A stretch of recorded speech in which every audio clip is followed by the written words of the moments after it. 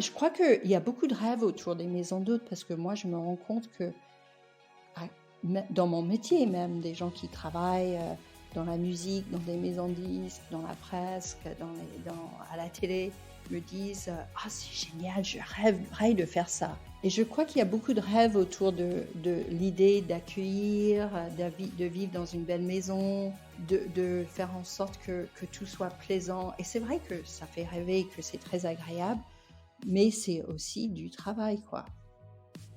Bonjour à vous et bienvenue dans ce nouvel épisode de la saison 2 du podcast Les Clés du Gîte. Je suis Laura, toulousaine installée dans le Lot depuis 3 ans et propriétaire du gîte de groupe Le Moulin de Bernard. J'en avais marre de n'avoir personne avec qui parler de mes galères administratives, de passer des jours entiers à faire du ménage et ne croiser personne. Alors j'ai décidé d'aller à la rencontre d'autres professionnels comme moi. Équipée de mon micro et d'un casque sur la tête, j'enregistre les témoignages d'hôtes passionnés et passionnant. Mais ce n'est pas tout. Cette année encore, j'interviewe également des experts qui partagent sans limite leurs connaissances et conseils avec vous. Et parce que jamais 203, cette année ce sont 3 épisodes par mois, avec la découverte d'une marque, d'un prestataire ou d'une initiative. Qui sait, ce sera peut-être votre prochain partenaire. Comme toujours, vous retrouvez les coordonnées de mes invités dans les notes de l'épisode. Enfin, j'ai énormément de plaisir à lire tous vos super messages et avis que vous me laissez sur Apple Podcast ou sur Instagram. Alors merci à vous de faire grandir le podcast et surtout, n'arrêtez pas. Vous me demandez souvent où je puise toute mon énergie et je dois vous avouer mon secret. C'est tout simplement vous, vos retours, vos partages et votre soutien. Allez, place à l'épisode du jour. Bonjour Cathy. Bonjour Laura. Merci beaucoup d'avoir accepté mon invitation. Je suis très heureuse de vous recevoir dans le podcast. Vous avez donc la magnifique maison d'hôte Camélia Lioré à Montréal, mais pas au Canada, dans l'Aude. Est-ce que vous voulez bien vous présenter, s'il vous plaît? Oui, bien sûr. D'abord, je suis ravie d'être là, Laura, parce que j'écoute beaucoup le podcast et j'ai beaucoup appris grâce à vous et tous les invités. Donc, je suis ravie de faire partie des Clés du Gîte. Je m'appelle Cathy Bitton. Je suis propriétaire avec mon mari de Camélas Lorette depuis juin 2020, enfin un peu avant, mais on y habite depuis juin 2020. J'ai grandi aux États-Unis, où j'ai habité jusqu'à l'âge de 20 ans. Je suis franco-américaine. Et après, je suis venue vivre à Paris. J'ai habité à Paris pendant très longtemps. J'ai évolué dans le milieu de la musique où je travaille encore. J'ai une société de management d'artistes, mais j'ai évolué d'attaché de presse en maison de disques à la direction artistique de festivals comme le Midem. Après, je suis retournée en maison de disques pour m'occuper du développement international.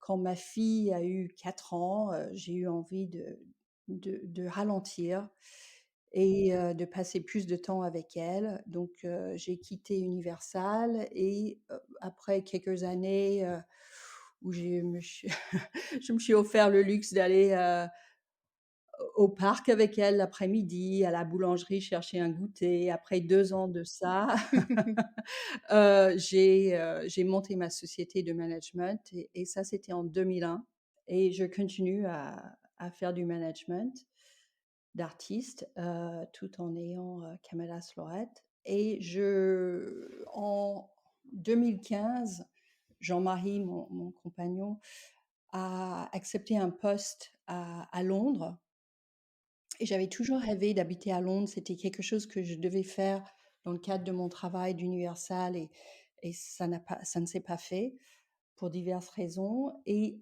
c'est lui qui allait faire des allers-retours à Londres de Paris. C'est assez facile par l'Eurostar pour son travail. Et puis après, il y a eu les attentats au Bataclan et nous, ça nous a énormément affectés. Et donc, le lendemain, on a décidé qu'on allait partir à Londres 1 an pour changer les idées, pour vivre ce rêve. Et puis, pour moi, c'était un rêve. Lui, il avait déjà vécu à Londres et on est resté 5 ans.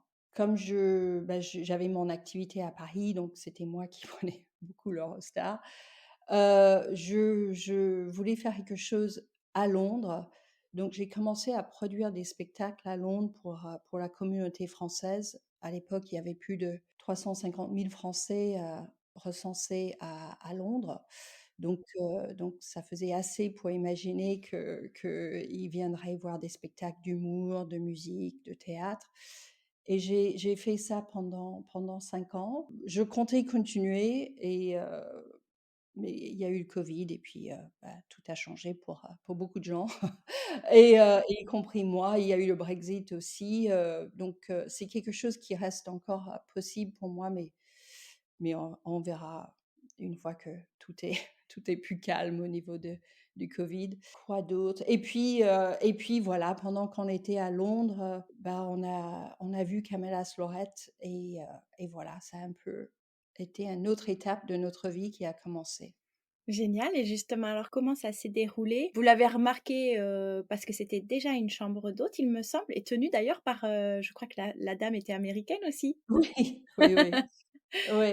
En C'était fait, je l'ai destiné. remarqué, par hasard. En fait, j'étais sur Instagram où, je venais de faire je venais de subir une opération de l'épaule, donc j'étais beaucoup, chez moi, à me reposer, à me remettre de cette opération et je passais plus de temps, sur Instagram que d'habitude, et là, j'ai vu une copine à moi qui est américaine aussi, qui vit à Paris, avait posté une photo, de sa fille, ou d'elle sur la terrasse à Camellas Lorette, et j'ai eu un coup de cœur et je lui ai dit: «Mais c'est magnifique, t'es où? C'est quoi cet endroit?» Et elle m'a dit: «Ah, c'est chez ma meilleure amie Annie qui habite là, et je suis un peu triste parce qu'elle va vendre et peut-être je viendrai plus.» Et je sais pas si c'était l'effet des des médicaments que je prenais, la morphine, codeine ou quoi. Je lui ai dit: «T'inquiète pas, je l'achèterai.» Donc comme ça un peu, comme une blague, et puis Oui. me voilà dans le salon de Camellas Lorette en train de vous parler. Mais génial, la blague qui a pris, un Ouais, autre sens. ouais, ouais. Comment ça s'est passé? Vous avez pris contact avec les propriétaires? Vous êtes Oui, allés sur place, ça faisait très longtemps qu'on cherchait l'endroit où on irait après. On savait que Londres était temporaire, on avait vendu notre appartement à Paris, donc on cherchait un projet qui nous conviendrait tous les 2. On avait tous les 2 des critères un peu différents, Mmh. mais il y avait, aussi il y avait des critères qui étaient communs. Donc ça faisait longtemps que j'avais cherché des maisons, un peu par rapport à nos critères, pas loin d'un aéroport pour qu'on puisse continuer à retourner à Londres ou à Paris facilement, mais en même temps ensoleillé, enfin des choses comme ça. Donc on était plutôt partis sur l'idée de Nice, les environs de Nice. Jean-Marie voulait aller au ski facilement, enfin voilà, on était plutôt dans cette idée-là, et puis quand j'ai vu la maison, quand Julie m'a parlé de la maison, j'ai pris contact avec Annie, et j'ai programmé de venir ici. Je ne pouvais pas venir tout de suite. Je crois que je l'ai contacté, c'était en juin d'ailleurs, et juin, juillet, et j'ai pas pu venir avant septembre. Donc je pense qu'elle n'y croyait pas, qu'elle n'y croyait plus, et hem et en fait, on est venu avec mon mari comme des clients un week-end, et voilà, donc on a passé un week-end, et il faisait très beau, on a un peu moi, je connaissais Carcassonne par le fait que je travaille dans la musique et j'ai été plusieurs fois au festival de Carcassonne, mais quand on vient dans le cadre de son travail, en tournée, souvent on connaît que l'hôtel, la salle, Mmh. ou le lieu du festival, et puis éventuellement la gare ou l'aéroport, et puis c'est tout. Donc je connaissais pas du tout la région. Jean-Marie ne connaissait absolument pas la région non plus, et on a été un peu éblouis par la beauté des paysages et de la nature autour. Une fois sur place, ça a confirmé le coup de cœur que vous aviez déjà eu, ne serait-ce que par la photo finalement? J'ai eu un coup de cœur avec beaucoup de peur aussi et beaucoup de doutes, parce que je suis quelqu'un qui est très citadine. J'ai vécu à Paris, j'ai vécu à Londres et Londres m'a paradoxalement vraiment préparée pour vivre à la campagne parce qu'il y a une appréciation de la nature, qu'il y a pas à Paris. Il y a des jardins magnifiques, on goûte un peu plus au plaisir des arbres et des jardins. Mais j'ai eu quand même quelques peurs parce que je conduis pas. Donc ça, c'est vraiment un vrai, vrai, vrai problème pour moi. Je suis en train de passer mon code. Génial. Oui, on peut dire ça. Je dirais ça le jour où je le passe. Et donc c'était accompagné de quelques peurs. D'accord. C'était vraiment, c'était quelque part un peu dingue comme décision. Voilà. À la base, vous souhaitiez, je pense, une maison plus, de famille, pour vous, mais vous aviez pas le projet forcément de faire chambre d'hôte. C'est ce coup de cœur-là qui a déclenché cette idée également? Un peu, c'est-à-dire on a toujours rêvé d'avoir une maison plus grande que nos besoins, Mmh. parce que maintenant nos enfants sont grands, on n'est que tous les 2. Et moi je rêvais quand même, d'un espace où je pouvais accueillir mes artistes, se poser, réfléchir sur les projets ensemble, éventuellement créer, avoir un lieu d'espace qui soit, heu, un espace qui soit, oui, propice à la création. À un moment donné, je voulais ouvrir un endroit où je pouvais accueillir des stages de yoga, ce genre des choses liées au bien-être. Mais ça, c'est pas cette maison-là. Donc j'étais, oui, si, j'étais un peu dans cette recherche, mais effectivement, le premier critère, c'était une maison où on pouvait vivre. À la suite de votre petit week-end, sur place, qu'est-ce qui se passe? Vous faites une offre, en partant Mmh. ou vous vous laissez le temps de mûrir l'idée? En fait, comment ça s'est passé? On leur a dit qu'on était intéressés, très intéressés, qu'on allait réfléchir. Après, j'ai un peu regardé autour, parce que quand on vient d'une ville comme Londres ou Paris, tout semble pas cher. C'est vrai. Mais quand on fait un benchmark, on se rend compte que, voilà, c'était au-dessus de la plupart des prix dans les environs. Mais j'ai pris en considération que c'était prêt. C'était vraiment, c'était prêt, ça nous ressemblait. Quand je montrais des photos à nos amis et à nos familles, ils nous ont dit: «Mais c'est dingue, vous l'avez déjà vécu dans cette maison?» Vraiment, la maison nous ressemble, à quel point qu'on a des meubles qui sont exactement pareils, quoi, Ah oui. que les meubles qu'il y avait ici. Et j'aimais beaucoup le goût d'Annie, dans la façon dont elle a refait la maison. Et j'ai un peu mis dans la balance le fait que, même si j'ai beaucoup de plaisir, j'ai déjà refait les maisons et j'adore ça, vraiment, j'ai mis dans la balance que si on recommençait à zéro, peut-être j'aurais peut-être 3 ans pour faire des travaux, 2 ans pour, faire marcher la maison d'hôte.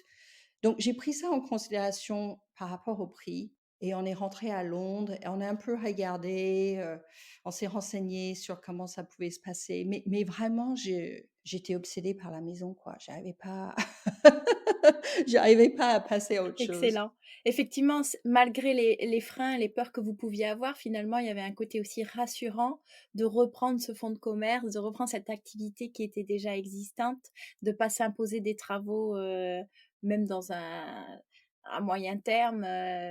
Est-ce que vous aviez demandé, les bilans comptables pour essayer de voir, d'évaluer la rentabilité de l'activité? Alors je dirais, c'était pas tellement que c'était rassurant parce que en même temps, j'avais le rêve de faire des travaux et de démarrer quelque chose à zéro. D'accord, C'était juste que ça me plaisait vraiment, donc pourquoi ne pas le faire? C'est-à-dire pourquoi dire non juste parce que je voulais, refaire? C'est un peu ça, c'était une discussion avec moi-même, c'est-à-dire, j'ai trouvé quelque chose qui me plaît, ça me correspond. Pourquoi dire non?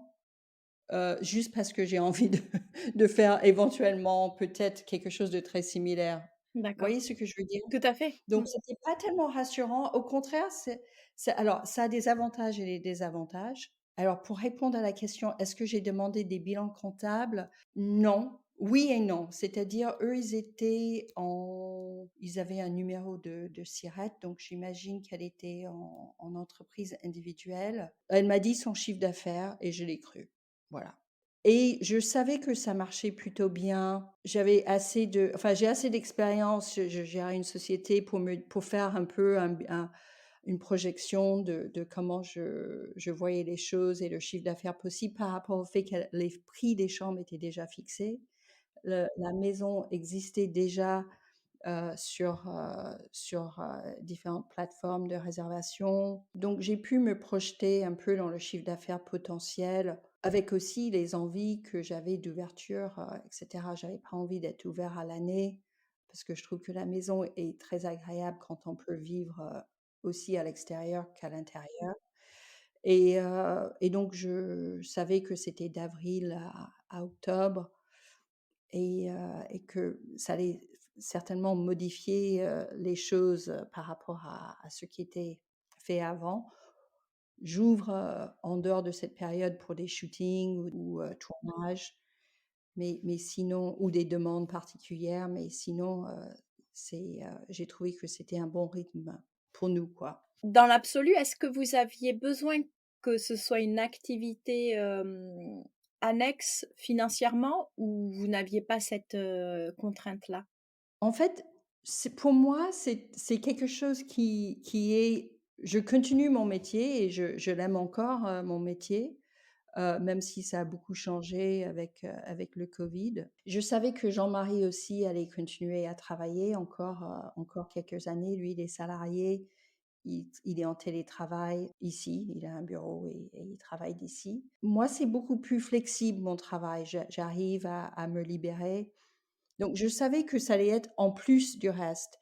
Maintenant, c'est secondaire en termes de revenus, mais c'est pas secondaire dans ma tête, quoi. C'est aussi important que le reste. Comment ça s'est passé par la suite? Est-ce que le processus d'achat a été compliqué? Est-ce que ça a été long pour vous mettre d'accord peut-être sur le prix ou pour trouver une banque, pour un emprunt? Ou est-ce que ça a été fluide? Non, ça n'a pas été fluide. Je pense que j'ai jamais un oui à cette question de toute façon. Ça n'a pas été fluide.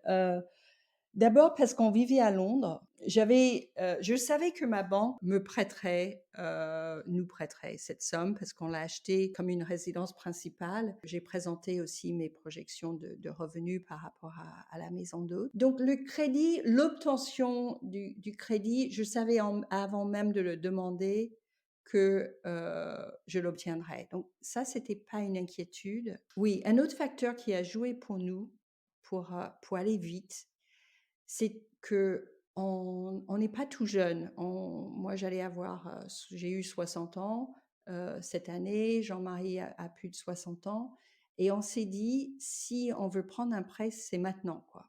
Parce que plus tard, ça va être plus compliqué. Sur le papier, c'était pas compliqué. Après, le notaire, on s'est mis d'accord en pensant que ça allait aider la transaction de prendre le même notaire d'ici, de Montréal, et ça n'a pas été très rapide. Et après, il y a eu le Covid, c'est-à-dire en plein milieu, on avait signé le compromis, les papiers avec la banque étaient en cours. Lors du premier lockdown en mars, Annie et Colline étaient bloquées à Majorque. Moi, j'étais pour le travail en Guadeloupe, je suis entrée le plus vite possible chez moi à Londres, et on savait qu'on devait reporter notre date de vente parce que je pouvais plus aller à l'ambassade pour les signatures. Les banques ont fermé, enfin ils étaient ouverts mais fermés.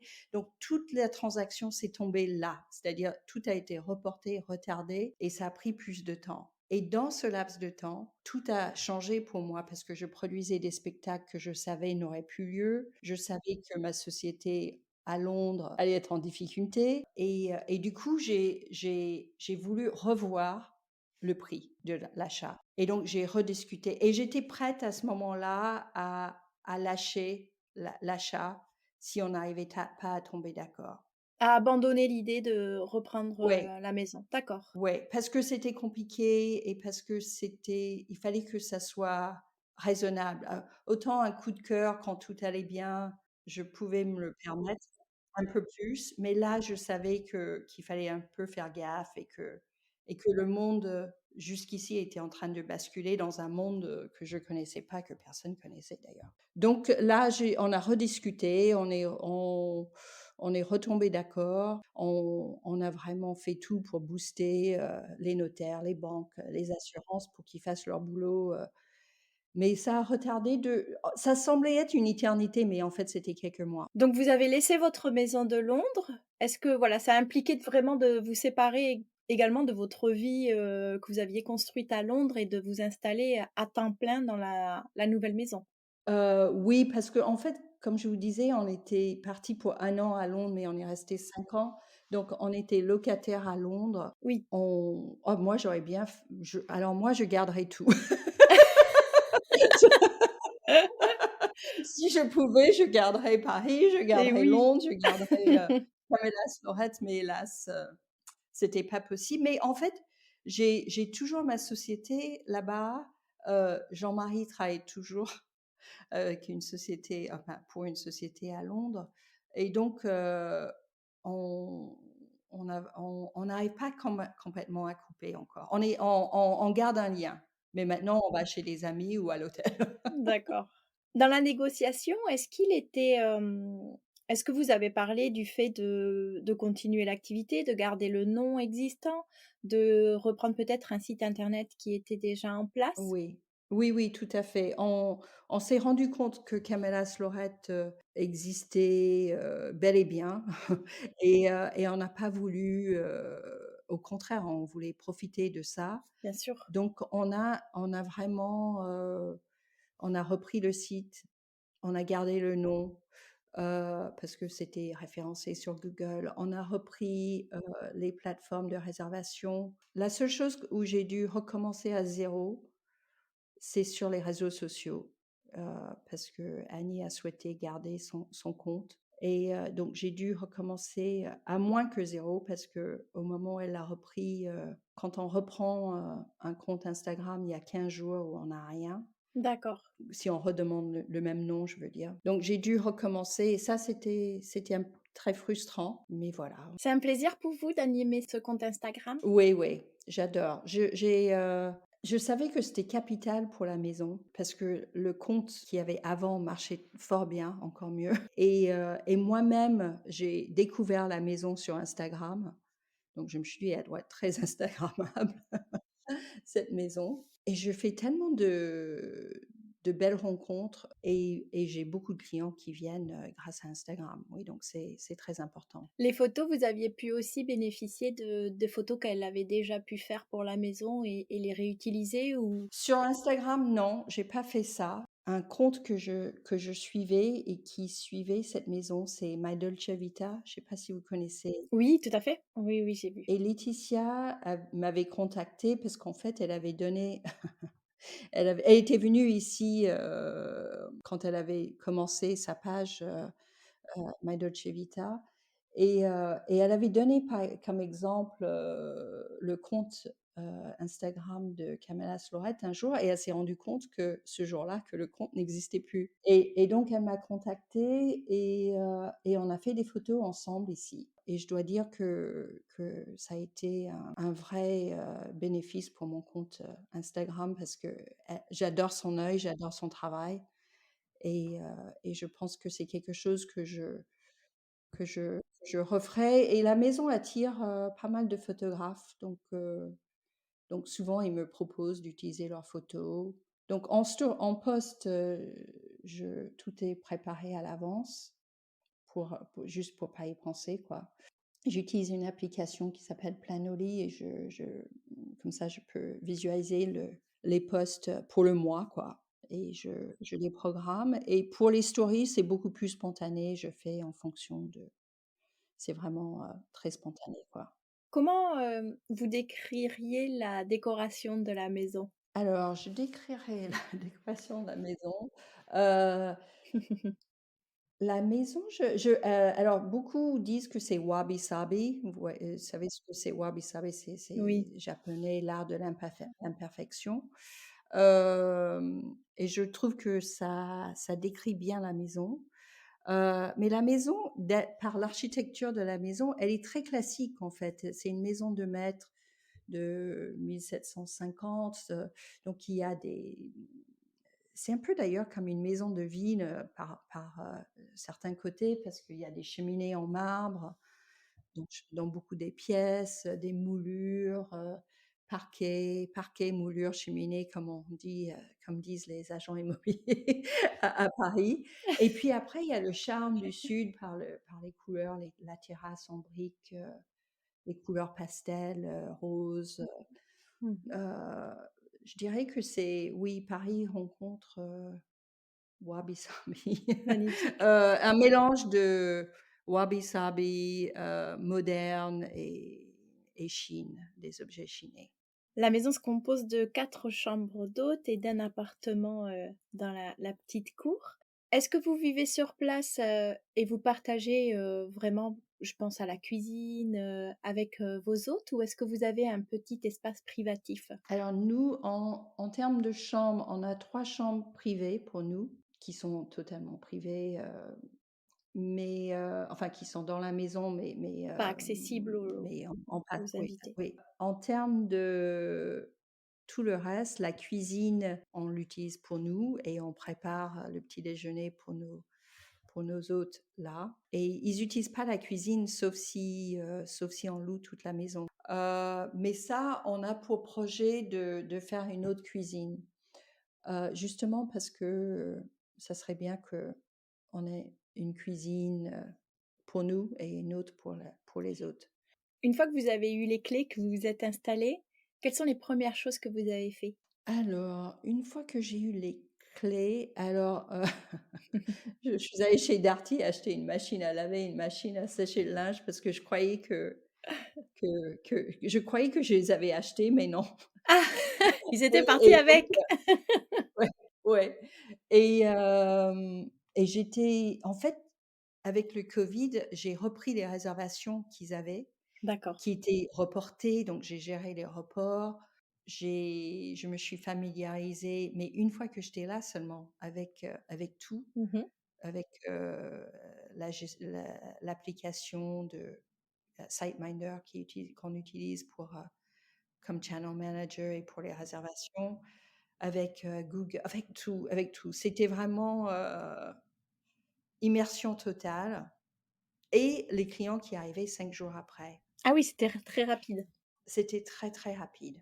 Ouais. Donc c'était vraiment immersion totale et réception de nos meubles. J'ai eu la chance, ils avaient une femme qui travaillait avec eux pour le ménage, Chantal, qui avait l'âge de la retraite et qui voulait partir, mais elle a accepté de m'accompagner pour la saison et elle a été d'une aide précieuse parce qu'elle connaissait par cœur la maison. Comment se décompose votre journée type?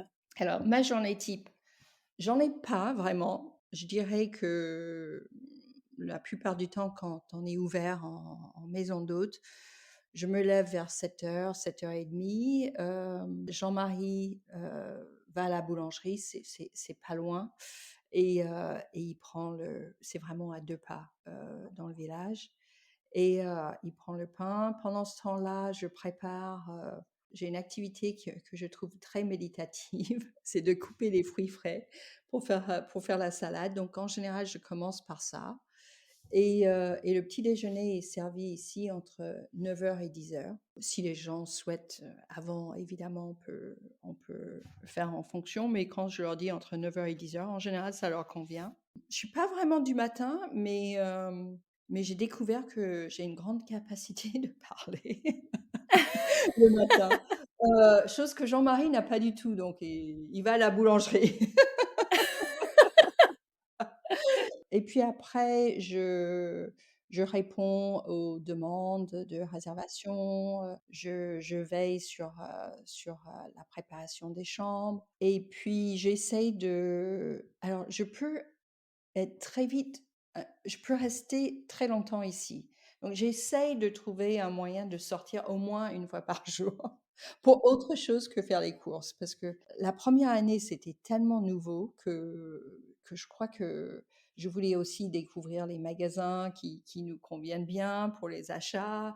Et donc, je crois que j'ai passé mon temps à faire des courses. Donc là, ça c'est fait. J'ai découvert mes fournisseurs que j'aime bien et je tiens à servir des choses qui soient des produits locaux, si possible bio, mais je favorise que les produits soient locaux et frais. Et donc après, les hôtes arrivent à partir de 17 heures en général, entre 17 heures et 21 heures. Et on leur offre un verre et on discute, on fait connaissance. Parfois, on improvise une dînette parce qu'ils n'ont plus envie de sortir.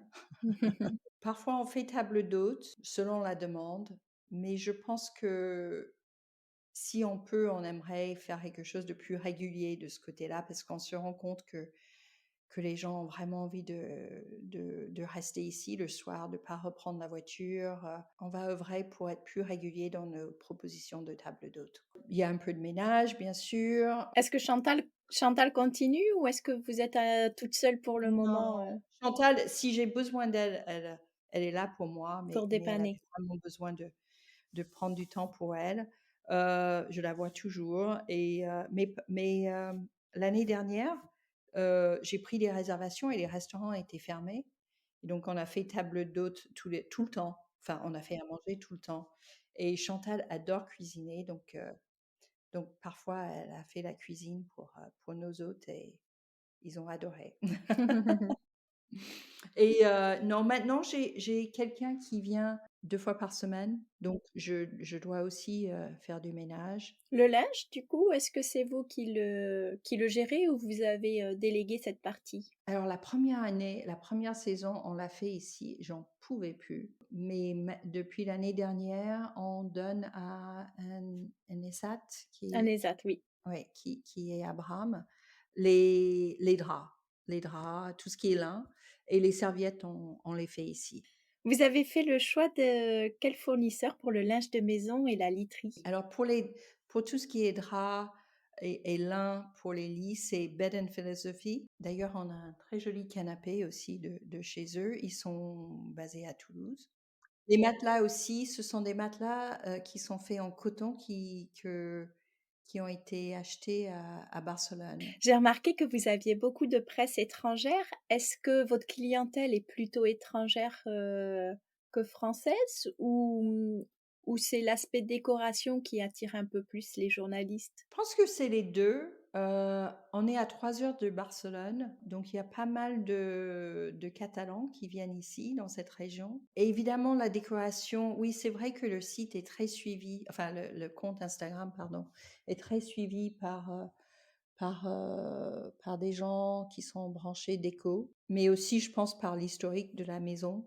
Depuis que je suis là, j'ai reçu une journaliste qui est venue en famille d'ailleurs avec son bébé et son mari, qui écrit pour Condé Nast Traveler, voilà, Condé Nast Traveler Espagne, et elle a fait un super article. Euh, et c'est vrai, bah, ce genre de choses, ça amène pas mal d'Espagnols du coup. Et pareil, en Italie, il y a quelqu'un une Instagrammeuse qui écrit aussi pour des magazines de déco, qui est en train de faire un grand article pour la presse déco italienne. Aussi par le style wabi-sabi, parce que le style wabi-sabi est un style qui plaît beaucoup en déco. Il y a pas mal de choses qui se développent autour de ce style. Donc, je pense que c'est ça aussi. Oui, c'est très tendance aussi et c'est atypique encore, ces côtés très bruts. Je pense notamment à la salle de bain du petit appartement. Mm. On voit ça nulle part à part, à part chez vous Ouais, et beaucoup c'est au magnifique. Mexique, je me rends compte, Ouais. j'ai un de mes meilleurs amis qui vit au Mexique et qui refait des maisons et lui d'ailleurs quand je lui ai montré cette maison, il m'a dit: «Fonce, c'est génial». Mais ça ressemble beaucoup à des maisons qu'on pourrait trouver dans certaines parties d'Espagne ou enfin des éléments de ces maisons, pas complètement. Avec un peu de recul maintenant, est-ce qu'il y a des choses que vous auriez fait différemment? Oui. Comme quoi? Je suis très flexible et il faut parce que je continue mon activité, mais parfois ça me met dans un vrai dilemme. Je dois voyager pour mon travail, mais si je pars, comment ça va se passer ici? c'est un choix de ma part et je l'assume de pas lâcher les choses que je faisais déjà, mais parfois c'est compliqué. Je pense que j'aurais peut-être plus pris ça en compte Mmh. pour faire aider mieux sur Camélas Lorette, parce que sur mes autres activités, j'ai un collaborateur à Paris qui assure.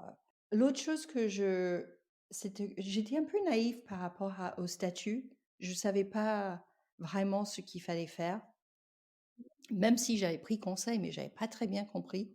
Donc j'ai mis un certain temps à comprendre que je devais avoir un statut, quoi. Et donc j'ai opté, parce que je suis déjà gérante d'une société, j'avais pas 1000 choix, donc j'ai opté pour l'entreprise individuelle. Mais j'ai mis un certain temps à trouver les informations qui correspondaient au fait que j'avais une autre activité, quoi. Et donc, ça, c'était un peu compliqué. Je trouve que c'est un peu fouillis, tout ce qui concerne les maisons d'hôtes, para-hôteliers, le statut. Est-ce qu'il en faut un? Quel statut? Enfin, c'est complexe.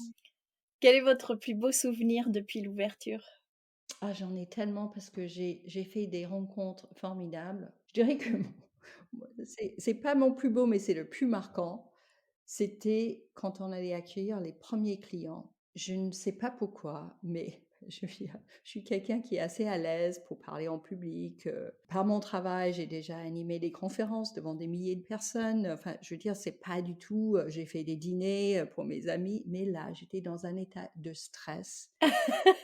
Je suis descendue, j'étais maquillée, bien habillée et tout. Jean-Marie m'a dit: «Mais tu vas où?» Je dis: «Mais j'accueille les clients». Et j'y étais mais stressée et la porte a sonné, j'ouvre la porte, un jeune couple trentenaire, super sympa.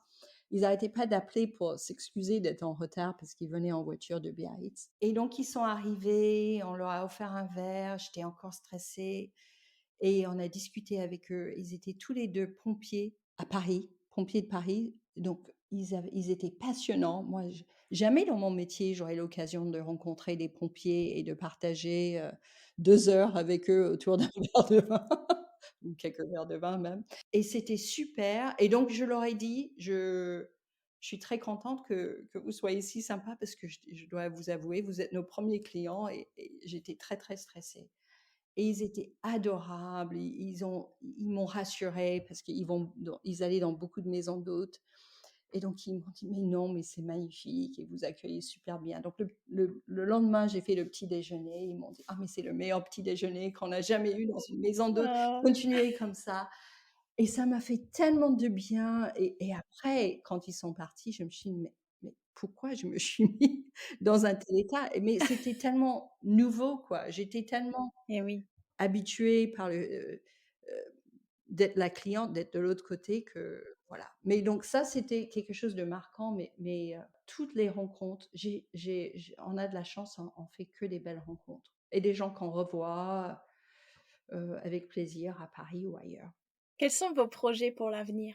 Alors nos projets pour l'avenir, on a 2 projets pour la maison. Une, c'est comme je vous disais, c'est d'installer une deuxième cuisine qui soit plus grande parce que la maison c'est un peu le point faible de la maison, c'est que la cuisine est très petite. Et c'est là où je crois qu'on vit différemment dans cette maison que si elle était à nous. Enfin, si elle était à nous, elle est à nous, mais si on la partageait pas avec les autres. C'est que je pense on aurait créé une grande cuisine, mais du coup, on aurait plus une salle à manger. Donc on va la laisser comme ça et créer une autre cuisine. Et l'autre projet qu'on a, c'est qu'on aimerait créer un petit bassin d'agrément dans le jardin. Et je croyais qu'on allait la faire maintenant, mais les maçons sont fort occupés et Ah. et je sens qu'il me fait faux bond. Ils répondent plus au téléphone. Oui, oui, ils répondent plus, ouais, aux questions, ouais, ouais, c'est compliqué. Et donc soit je la fais maintenant, mais je peux pas la faire entre avril et Non, oui, novembre. c'est Voilà, pendant la période de voilà. fermeture, bien sûr. Donc ça, c'est les 2 projets pour ici et puis on a un peu goûté cette année à faire, à louer la maison sans qu'on soit là. D'accord, Ça s'appelle gîte ça, non? bien sûr, c'est ça, c'est gîte. Et c'était pas mal donc peut-être on va Ce modèle-là pour, certaines dates. proposer Mmh. ça aussi. Oui, pour certaines dates. Après, c'est difficile de trouver l'équilibre entre les 2 parce qu'une fois qu'on Oui, accepte les réservations forcément, ouais. pour des nuitées, en maison d'hôtes, mais peut-être plus, hors saison. D'ailleurs, on a une réservation qu'on a acceptée pour, 10 personnes qui arrivent là en février, en gîte. Mais je me rends compte que c'est totalement différent, quoi. Oui, c'est pas du tout la même gestion ni le même quotidien, ouais. Non. D'ailleurs, il faut qu'on parte. Donc ça, c'est Oui. pas mal, ça nous permet d'aller découvrir d'autres lieux. Vous pouvez vous laisser les 3 chambres, privatisées Non, ou vous êtes obligés n de ranger vos affaires pour que les gens puissent profiter aussi de ces non, chambres-là? on garde nos tout ce qui est privé. On a un bureau en bas qui va devenir la cuisine, on ça reste privé et nos chambres aussi.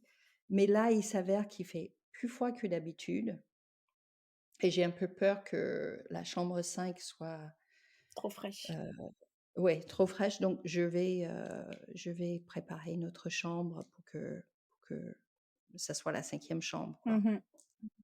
Mais non, pour la plupart du temps, enfin, l'idée pour nous, on peut partir, mais tout déménager, Non, oui, c'est pas c'est quand même l'idée. du boulot, quoi.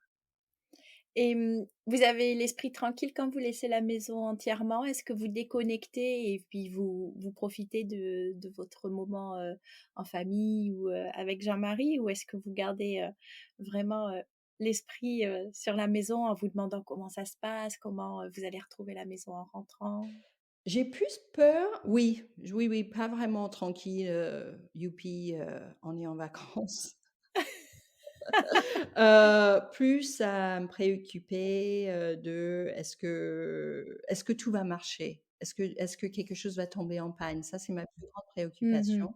Oui, Donc je m'assure toujours qu'il y ait quelqu'un qui puisse venir, qui connaît bien la maison. Alain on a un bricoleur qui vient m'aider beaucoup ou Chantal, puisse venir ou Louise qui travaille pour nous maintenant, qui nous aide avec le ménage. Donc ça, c'est ma plus grande crainte. Comment je vais retrouver la maison au retour? Oui, peut-être, ça, j'y pense. Oui, j'ai un peu peur parfois qu'on va détruire des choses auxquelles je tiens, mais j'ai pas assez d'expérience pour vous dire, pour vous faire un vrai retour là-dessus, parce que je l'ai fait qu'une fois pour une équipe de tournage. Ils étaient bordéliques, mais ils n'ont rien cassé. oui, ça mais je crois qu'on a une faculté à être plus bordélique en plus quand on n'est pas chez soi. Exactement, je crois aussi. Parce que moi, je vois quand on habite ici, je mets un certain temps, même quand on est fermé, à redevenir bordélique, c'est-à-dire à laisser traîner les choses. Oui, Parce que j'ai tellement pris l'habitude bien sûr. que ça reste propre, nickel, rangé, que je n'ose même pas dans ma propre maison parfois me laisser aller. Oui. Pour les porteurs de projets qui nous écoutent, des personnes qui sont en train de réfléchir à une reconversion ou qui sont peut-être même, dans les travaux, quels sont les 3 conseils que vous aimeriez leur donner? Mmh.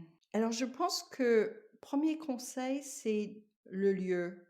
Le lieu. Est-ce que le lieu est propice à une activité, touristique, tout compte fait? Parce que c'est quand même lié au tourisme, même si, maintenant il y a des digital nomads, enfin il y a toutes sortes d'activités possibles. Mais oui, le lieu, ça me semble important. Moi, je me rends compte que, par exemple, des projets en Normandie, j'ai l'impression qu'ils marchent tous parce qu'ils sont en Normandie, quoi, et que c'est près de Paris et que les Parisiens, il y en a assez qui veulent partir, à 2 heures de Paris. Je dirais pas que tout le monde doit s'installer en Normandie, mais mais je vois que c'est une région qui marche bien, donc le lieu. Et puis aussi, pour moi, le plus important, c'est trouver un lieu qui vous correspond, que vous où vous vous sentez bien, où, c'est en lien avec vos valeurs, ou vos envies. Et ça, je pense que c'est quelque chose dans vos interviews, Laura, que je ressens beaucoup, c'est que les gens ont vraiment fait le choix d'être en lien avec leur projet, et ça me semble vraiment très important. Ça fait 2, ça, c'est ça? Ça fait 2. Un troisième si vous Un avez. troisième, c'est que pour moi, il faut être flexible parce que rien va se passer quand vous faites des travaux comme vous voulez. Surtout en ce moment, depuis peu de temps, il y a des problèmes des matériaux qui D'approvisionnement. manquent, et Mmh. cetera. Donc je pense que le plus important, c'est d'être flexible et se dire, même si on est frustré, que chaque chose dans son temps, et que si c'est pas le bon moment, bah, il faut attendre, retarder peut-être un peu. Alors je sais que peut être difficile quand on compte là-dessus pour financer, le projet, mais peut-être il faut pas trop compter dessus comme source de revenus. Je crois que ça, c'est un bon conseil. Et c'est quelque chose que j'ai appris par le fait que j'ai créé deux sociétés dans mon secteur d'activité, qui est extrêmement chronophage et où il y a énormément d'échecs dans la musique. Il y a plus d'échecs que de réussites. Donc moi, je vis constamment avec le fait que je vais travailler beaucoup et qu'il y ait des grandes chances que ça n'aboutit à rien. Et c'est une philosophie c'est pas une philosophie parce que j'aimerais dire que tout ce que je fais aboutit à quelque chose, mais ça m'aide à être patient dans le business et me dire, il faut du temps. Ne compte pas sur ses revenus à J plus 30, quoi. Il faut du temps.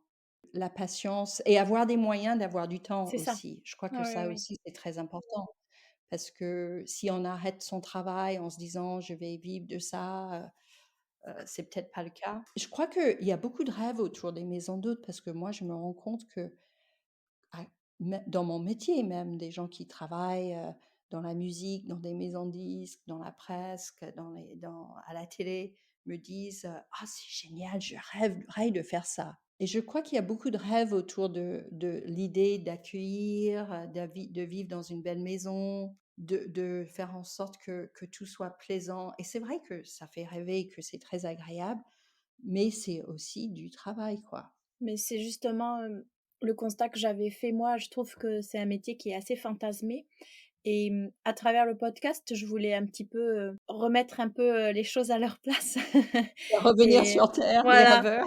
et montrer que, bah, non, non, ça reste une activité où, bah, on compte pas les heures, où effectivement, il y a des magnifiques photos de chambres sublimes, de belles tablées, mais bah, pour les préparer, c'est autre chose donc Oui.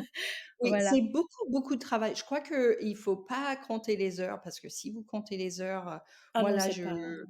c'est pas possible, Non, quoi. non, non. Ça demande un temps dingue, et moi, je vois même quand on est fermé, ça me prend beaucoup de temps, quoi, Mmh. et quand on est ouvert, en général, ça va bien de avril, mai, juin, ça va bien. C'est-à-dire j'arrive même à m'organiser, à partir, et Jean-Marie prend le relais, quand je dois voyager. Mais arrivé le 15 juillet, j'en peux plus, quoi. J'en peux plus de fatigue. Je prends toujours autant de plaisir à recevoir, mais je dois me ménager. Je dois faire des micro-siestes, j'accepte moins d'invitations. Oui. La première année, par exemple, j'ai invité beaucoup d'amis à venir, et évidemment, ils pouvaient tous venir au mois d'août. Erreur. Donc là, l'année dernière, pardon, non, ça fait que 2 années, que 2 saisons. L'année dernière, j'ai dit à mes amis: «Vous pouvez venir, mais entre le 15 juillet et le 30 août, vous pouvez pas Mmh. venir». No way. Ah ouais, parce que ça me fatiguait trop et j'étais trop partagée entre vouloir, être avec mes amis, leur plaire, et refuser des bookings aussi parce que je recevais mes amis, je voulais les recevoir bien, donc ils prenaient des chambres des autres. Et Donc oui. ils ont tous compris. Donc ça a été une chose qui m'a aidée. Deuxième chose qui m'a aidée, c'est, de pas boire. Ça paraît Excellent bête conseil. ça paraît bête, mais on est là, on accueille des gens, on leur offre un verre de vin parce qu'on est dans une région de vin et Oui, on a envie de partager et et parfois aussi on boit parce que c'est sympa aussi. c'est Mais là, j'ai convivial compris pour, qu'il ouais. faut pas que je boive. Là, je viens de faire Dry January et Oui. pour une charité et je vois la différence Mmh mh. et Oui, c'est c'est énorme. Donc j'espère que je vais enfin, c'est très tentant de boire avec des autres. J'espère que je vais tenir à cette promesse à moi-même de pas boire, enfin ou de moins boire parce que le lendemain, il faut se lever et c'est compliqué et pour oui, c'est moi. ça. Non, mais je pense que, au-delà de la boisson, on va dire, c'est carrément une hygiène de vie et je pense que c'est très important parce qu'il y a un côté, un peu comme un athlète, un grand sportif, ben, il faut tenir le rythme, il faut tenir dans la durée pour toute la saison. Donc il Exactement. faut savoir, avoir un repos qui soit qualitatif. Il faut savoir, rester en forme, donc avoir une bonne alimentation pour avoir toute l'énergie nécessaire. Voilà, Oui, c'est vraiment dans sa globalité, je dirais, ouais, une bonne hygiène de vie. ouais. Moi, j'ai écouté un couple, heu, mais je me suis dit: «Mais c'est dingue, comment ils font?» heu, au Petit Thouars? Au Oui, Petit Thouars? oui, Oui. Non, mais Alexandre et Guillaume. mais ils sont c'est mes héros, quoi. Mmh, C'est incroyable tout ce qu'ils arrivent à faire. Ils font oui, le ménage eux-mêmes, ils font la cuisine, ils dînent avec leurs hôtes tous les soirs tous les soirs. Mmh. et moi je dis: «Chapeau», quoi. C'est formidable et en plus, ça a l'air très, très bon ce qu'il fait. Ah oui, les photos donnent très envie en tout cas et je doute pas que c'est très, très savoureux. Oui, oui, oui. Cathy, on arrive déjà à la fin de cet, échange. J'ai quelques dernières questions pour conclure. La toute première, c'est comment les auditeurs peuvent vous contacter pour faire connaissance ou, vous envoyer un petit message, vous poser une petite question? Alors, sur Instagram, heu, Mmh mh. @camalasLorette. Par email aussi. Alors sur le site, camelaslorette.com, il y a mon email parce que Camelas Lorette, il y a beaucoup de consonnes, donc c'est peut-être plus facile de le lire. Oui, je le mettrai dans les notes de l'épisode. C'est cathy@camelaslorette.com et voilà. Super. Ce nom Camélas Lorette, alors moi je l'ai pas du tout prononcé comme ça au début de l'interview. Je sais pas si je suis la seule à me tromper ou pas, j'espère pas. Qu'est-ce qu'il signifie? Tout le monde le prononce je sais pas heu, qui le prononce correctement. Moi, je le prononce Camélas Lorette, c'est parce que j'ai répété, ce que ce que Annie, m'a dit. Camélas Lorette, cette maison, il y a gravé, dans l'entrée, dans le dans la pierre, Mmh mh. CL et aussi il y a du, fer forgé où il y a Mmh. CL aussi et les précédents propriétaires ont cherché dans les noms perdus, des noms de la région, des noms de propriétaires de la région et ils ont mis ensemble Camélas et Lorette. Et puis après ils se sont rendus compte qu'en fait, ça devait être le nom de l'architecte plutôt que les propriétaires. Mais bon, c'est fait. C'est très mais c'est très beau, c'est très, chantant, c'est très C'est joli très comme, joli, mais c'est compliqué. Il y a 2 L à Camélas, 2 L à oui, Lorette, donc le T à la fin, ouais, oui, oui, oui, c'est pas, mais au moins c'est unique. C'est vrai que pour retrouver, c'est facile aussi. ouais, une fois qu'on se rappelle de Camélas, ça va. Voilà. Alors Cathy, voilà la conclusion, les 2 dernières questions, les questions signatures du podcast. Ma première, c'est dans quel établissement, gîte ou chambre d'hôte, vous aimeriez, passer le week-end avec Jean-Marie? Ah, il y en a tellement, mais il y en a tellement. C'est très difficile de choisir, mais est-ce que je peux en choisir 2 là? Allez, vous avez le droit, je vous donne l'autorisation. Merci. Alors, il y a une maison en Corse où je rêve d'y aller. Ça s'appelle la bergerie à Mareda. À Mareda, alors peut-être je le dis mal. Bergerie à Mareda et j'ai découvert sur Instagram C'est juste sublime. Ça s'appelle sur Instagram, c'est Amareda 1798. Oui, je mettrai le Je crois lien que vers le d'ailleurs, compte c'est la même Instagram. année que ma maison ici. C'est Ah! marrant, je viens de Bah, me c'est rendre une compte. bâtisse, ancienne, toute en pierre aussi, parce que la vôtre, c'est, 18e, je crois. Ouais. Donc c'est possible, ouais. Oui, je crois que ma maison, c'est 1798 aussi, tiens. Voilà, quelque chose qu'on a en commun. Bon, là, c'est en Corse et j'adore la mer. La Corse est magnifique et l'autre maison, c'est à Marrakech et c'est la maison Marrakech avec qui j'ai communiqué parce qu'elle a des jolis bassins et je lui ai demandé la taille de ses bassins et Ah, la super. profondeur et elle était très sympa. D'ailleurs, elle m'a dit qu'elle avait habité dans cette région auparavant et j'aimerais beaucoup aller un petit troisième parce que j'ai découvert Céline grâce à vous. Céline près de Nice, dans Oui, l'arrière-pays. la maison Mastrorelli. Ouais, et j'aime beaucoup. Et j'ai bien aimé aussi tout ce qu'elle avait dit. J'aimerais bien y aller aussi. Et qui est dans la musique aussi, quoi, qui était dans la musique aussi, du coup, en Oui, elle plus. était chanteuse, c'est ça? Oui, oui, oui, oui, Oui, oui, oui. magnifique. Oui, je crois qu'il y a des bons. Quand on travaille dans la musique, je pense qu'on est prêt pour travailler dans une maison d'hôte. Il y a des similitudes, entre les Ouais, 2 beaucoup. activités. Bon, eh beh, en parlant de musique, finissons en musique. Est-ce que vous voulez bien, partager le titre qui illustre le mieux votre parcours ou l'état d'esprit, de la maison Camélias Liorette, s'il vous plaît?